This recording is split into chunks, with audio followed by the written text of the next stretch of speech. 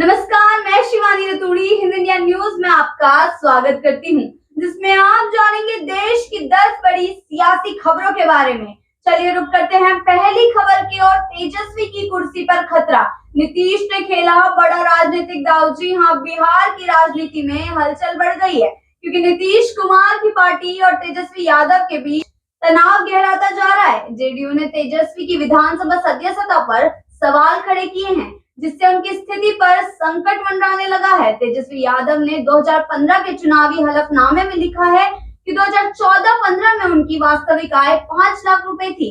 वहीं 2020 के अनुसार उनकी आय 39,80,000 रुपए बढ़ गई, जो 2014-15 के मुकाबले 8 गुना अधिक है। उनका मानना है कि तेजस्वी यादव द्वारा इनकम घोटाला किया गया है। चलिए रुक करते हैं दूसरी खबर की ओर। महाराष्ट्र चुनाव 2024, महायुति में सीटों का बंटवारा। महाराष्ट्र चुनाव 2024 के लिए महायुति गठबंधन बीजेपी, एकनाथ शिंदे की शिवसेना और अजीत पवार की एनसीपी ने सीटों का बंटवारा तय कर लिया है। जी हाँ, रिपोर्ट्स के मुताबिक कुल 288 सीटों में से बीजेपी 153 से 156 सीटों पर चुनाव लड़ सकती है। वहीं शिवसेना 78 से 80 सीटों के बीच दांव खेल सकती है और दूसरी ओर एनसीपी 53 से 55 सीटों पर चुनाव लड़ सकती है। कांग्रेस का बड़ा दांव, पंजाब और बंगाल में उम्मीदवारों की सूची जारी। जी हाँ, कांग्रेस ने पंजाब और पश्चिम बंगाल में होने वाले विधानसभा उपचुनावों के लिए अपने उम्मीदवारों की एक सूची जारी कर दी है। पंजाब में पार्टी ने 4 उम्मीदवार घोषित किए हैं। वहीं दूसरी ओर पश्चिम बंगाल में पार्टी ने 6 विधानसभा सीटों पर अपने प्रत्याशी घोषित किए हैं। प्रत्याशियों के नाम घोषित होते ही चुनावी प्रक्रिया खूब जोरों शोरों से शुरू हो चुकी है। बढ़ते हैं आगे की खबर की ओर। झारखंड चुनाव, जेएमएम ने 35 उम्मीदवारों की सूची जारी की है, जिसमें हेमंत सोरेन बरहेट से मैदान में हैं। जी हां, झारखंड विधानसभा चुनावों के लिए झारखंड मुक्ति मोर्चा ने 35 उम्मीदवारों की सूची जारी की है। इस सूची में मुख्यमंत्री हेमंत सोरेन को बरहेट से चुनावी मैदान में उतारा।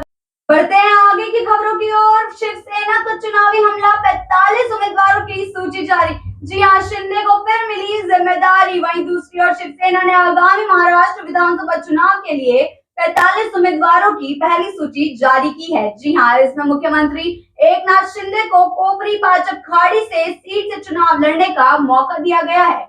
इस सूची में प्रमुख कई मंत्रियों के नाम भी शामिल हैं। पार्टी ने अपने उन विधायकों को बनाए रखा है जिन्होंने शिंदे का समर्थन किया था। बढ़ते हैं आगे की खबरों की ओर। मध्य प्रदेश में 1 लाख पदों पर भर्ती।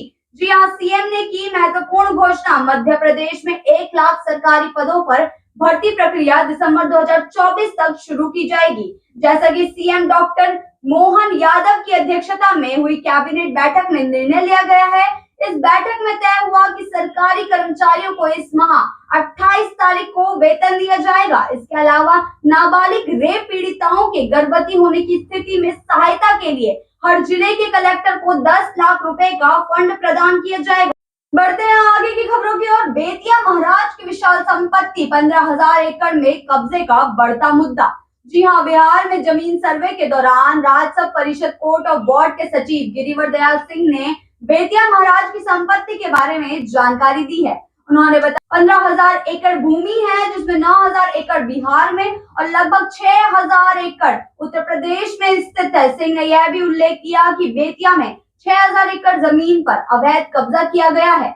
उन्होंने स्पष्ट किया कि बेतिया महाराज की भूमि की सुरक्षा की जिम्मेदारी राजस्व परिषद कोर्ट ऑफ बोर्ड के तहत आती है, जो इस संपत्ति को सुरक्षित रखने का प्रयास कर रहे हैं।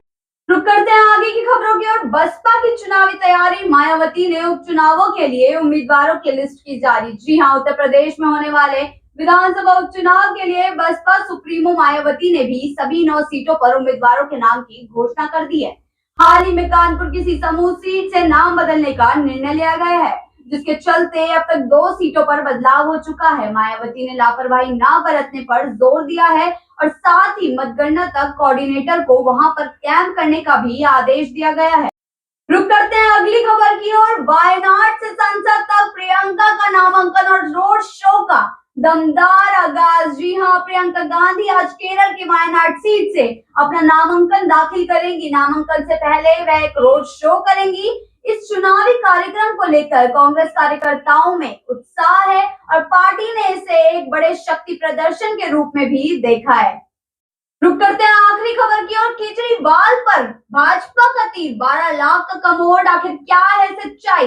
दिल्ली के मुख्यमंत्री अरविंद केजरीवाल के सरकारी निवास के नवीनीकरण पर भाजपा ने आरोप लगाया है कि इस प्रक्रिया में भव्य और फिजूल खर्ची हुई है। भाजपा ने सवाल उठाया है कि लगभग 12 लाख रुपए का एक टॉयलेट कमोड आखिर कैसा होता है और इसे लगाने का औचित्य क्या था। इस विवाद के तहत भाजपा ने नवीनीकरण पर कुल 53 करोड़ रुपए का खर्चा होने का दावा किया है, जिसमें निर्माण, सजावट और अन्य सुविधाओं पर भारी खर्च शामिल है।